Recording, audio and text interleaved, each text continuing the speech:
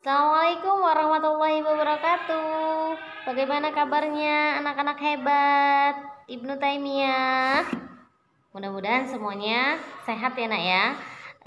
Ustazah mau cek dulu deh. Ustazah panggil dengan yel-yel. Kalau Ustazah bilang kelas 4 Ibnu Taimiyah, jawabnya bersahabat dan kreatif. Oke? Dengan suara yang lantang, suara yang keras dan penuh semangat. Oke? Kelas 4 Ibnu Taimiyah, bersahabat dan kreatif. Mantap. Mudah-mudahan anak-anak semua soli dan solihah Ibnu Taimiyah tetap semangat walaupun masih belajar dari rumah ya nak ya. Di pagi Jumat yang berkah ini untuk dapat melakukan hal yang banyak manfaatnya. Semoga keberkahan itu ada untuk kita semua ya. Mulai dari misalnya memotong kuku di hari Jumat, banyak-banyak bersedekah, bersolawat, kemudian anak solih dan solihah yang sudah lancar membaca Al-Qur'annya bisa membaca surat Al-Kahfi di hari Jumat ya nak ya. Mudah-mudahan Allah selalu melindungi kita dimanapun kita berada, dan jangan pernah bosan, jangan pernah lupa untuk selalu menjaga kesehatan diri dan lingkungan kita. Selalu rajin mencuci tangan, kemudian anak-anak kalau bepergian keluar rumah selalu gunakan masker dan selalu menjaga jarak. Oke, tetap semangat. Pagi hari ini kita akan menyimak majelis paginya tentang pahlawan muslim. Nah, siapa saja pahlawan muslim? Tentunya anak-anak sudah banyak yang tahu dan mengenal. Ustazah akan mengingatkan kembali, anak-anak silakan simak video berikut ini.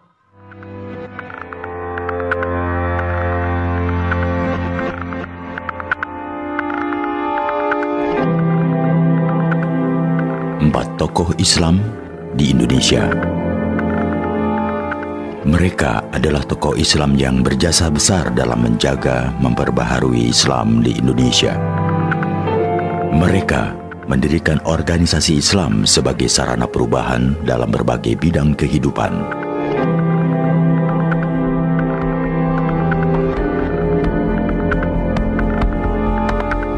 Sejak umur 15 tahun, saat saya berdiam di rumah Cokro Aminoto, cerita Bung Karno, saya telah terpukau dengan Kiai Haji Ahmad Dahlan. Bung Karno bahkan menjadi anggota Muhammadiyah dan pernah menyatakan keinginan dikubur dengan membawa nama Muhammadiyah atas kain kafan.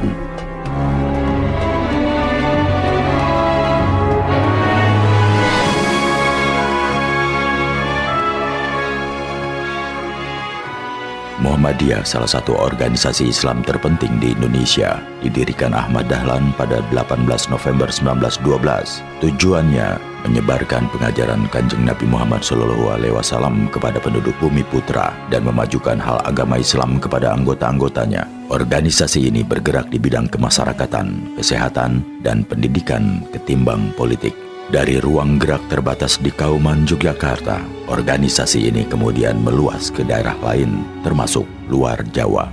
Ahmad Dahlan lahir di Kauman, Yogyakarta pada 1 Agustus 1868 dengan menyandang nama kecil Muhammad Darwis. Ayahnya Kiai Haji Abu Bakar, seorang khotib masjid besar di Kesultanan Yogyakarta, sedangkan ibunya Siti Aminah, putri seorang penghulu. Sejak kecil, dia mendapat didikan lingkungan pesantren serta menyerap pengetahuan agama dan bahasa Arab.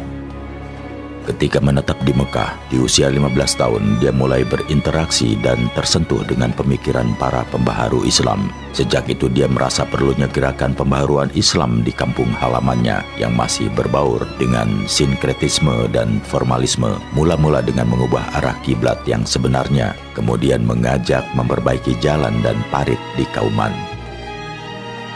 Robert W. Hefner, Indonesianis asal Amerika Serikat, menyebut Dahlan merupakan sosok pembaru Islam yang luar biasa di Indonesia. Bahkan pengaruhnya melampaui batas puncak pemikiran Muhammad Abduh dari Mesir. Ahmad Dahlan wafat di Yogyakarta pada 23 Februari 1923 dan dimakamkan di Karangkuncen, Yogyakarta.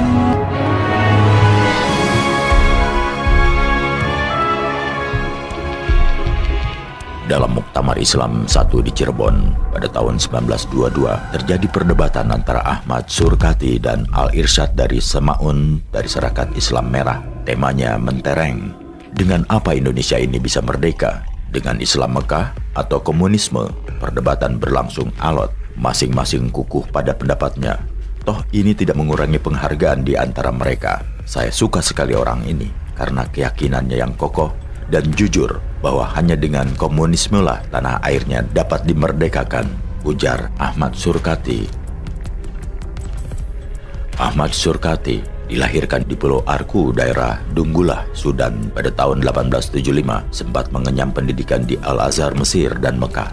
Surkati kemudian datang ke Jawa pada Maret 1911. Ini bermula dari permintaan Jamiat Khair, organisasi yang didirikan warga keturunan Arab di Jakarta untuk mengajar. Karena ketidakcocokan, dia keluar serta mendirikan Madrasah Al-Irsyad Al-Islamiyah di Jakarta pada 6 September 1914. Tanggal pendirian madrasah itu kemudian menjadi tanggal berdirinya Perhimpunan Al-Irsyad. Tujuan organisasi ini selain memurnikan Islam, juga bergerak dalam bidang pendidikan dan kemasyarakatan.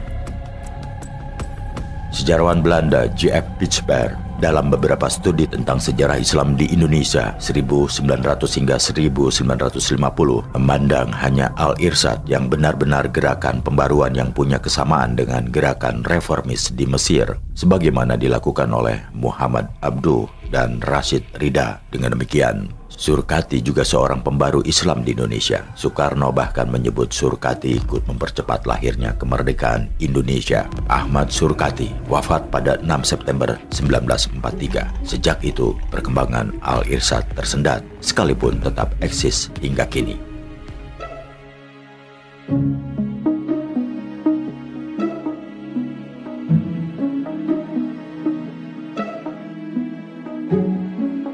Sekalipun kerap berpolemik, Bung Karno pernah berpolemik dan melakukan surat menyurat dengan Ahmad Hasan, sebagaimana tersurat dalam surat-surat dari Endeh dalam buku Di Bawah Bendera Revolusi. Tidak heran jika Bung Karno begitu menghargai pemikiran Islam Hasan.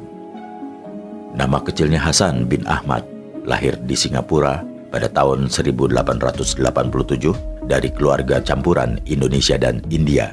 Semasa remaja dia melakoni beragam pekerjaan, dari buruh hingga penulis. Di Singapura maupun Indonesia, Hasan pernah tinggal di rumah Haji Muhammad Yunus, salah seorang pendiri Persatuan Islam atau Persis di Bandung. Ketika pabrik tekstilnya tutup, dia mengabdikan diri di bidang agama dalam lingkungan Persis dan segera populer di kalangan kaum muda progresif. Di Bandung pula, Hasan bertemu dengan Muhammad Nasir, kelak jadi tokoh penting Persis, yang kemudian bersama-sama menerbitkan majalah Pembela Islam dan Al-Lisan.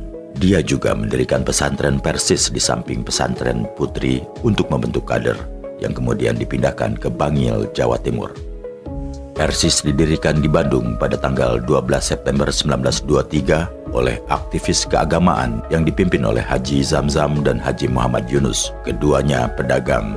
Dalam Persatuan Islam, Pembaharuan Islam Indonesia abad ke-20, Howard M. Federspiel menulis bahwa Persis adalah organisasi biasa, kecil, tidak kukuh, serta tidak bergigi dalam percaturan politik saat itu. Namun Persis berusaha keras memperbarui umat Islam saat itu yang mengalami stagnasi pemikiran dan penuh bid'ah, tahayul, dan khurafat. Ahmad Hasan dikenal sebagai ulama pembaharu. Pikiran-pikirannya sangat tajam dan kritis, terutama dalam cara memahami nas atau teks Al-Quran maupun hadis. Keahliannya dalam bidang hadis, tafsir, fikih, usul fikih, ilmu kalam, dan mantik menjadikannya sebagai rujukan para penanya dan pemerhati kajian Islam. Dia juga ulama yang produktif menulis. Ahmad Hasan tutup usia pada 10 November 1958 dalam usia 71 tahun.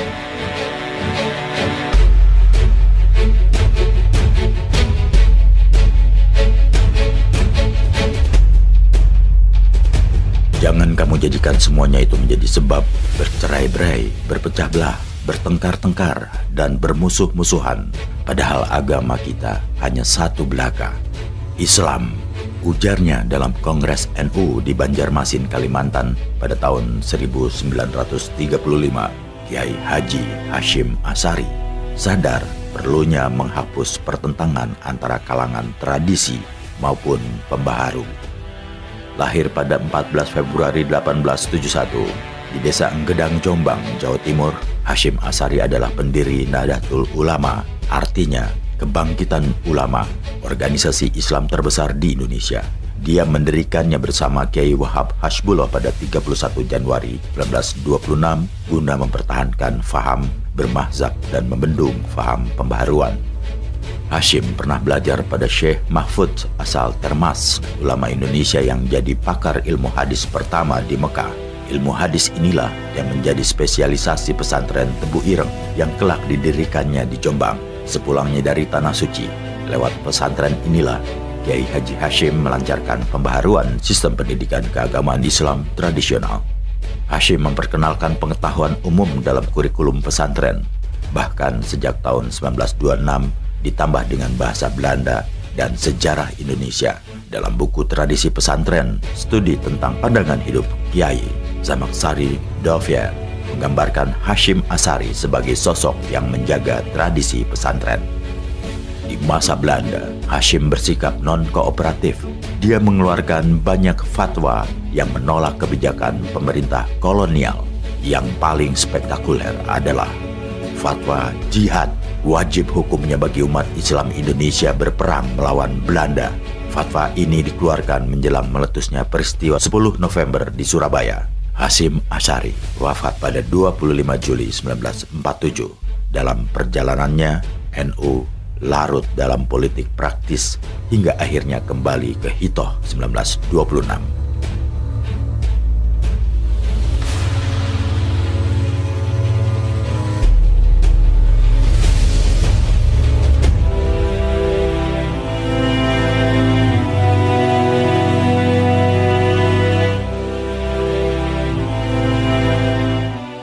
Demikianlah majelis pagi kita hari ini tentang tokoh-tokoh Muslim yang ada di Indonesia. Mudah-mudahan setelah menyimak video tadi, anak-anak lebih mengingat lagi atau yang belum tahu sudah tahu tentang pahlawan Muslim yang ada di Indonesia. Itu saja majelis pagi hari ini. Hari ini kita akan belajar bahasa Indonesia, kemudian SPDP. Ya, nanti ada video pembelajaran, anak-anak menyimak dan mengikuti langkah-langkah pembelajaran yang ada di video. Tetap semangat belajar dari rumah. Semoga Allah selalu memudahkan anak-anak belajar dari rumah. Amin ya rabbal alamin. Ustazah akhiri.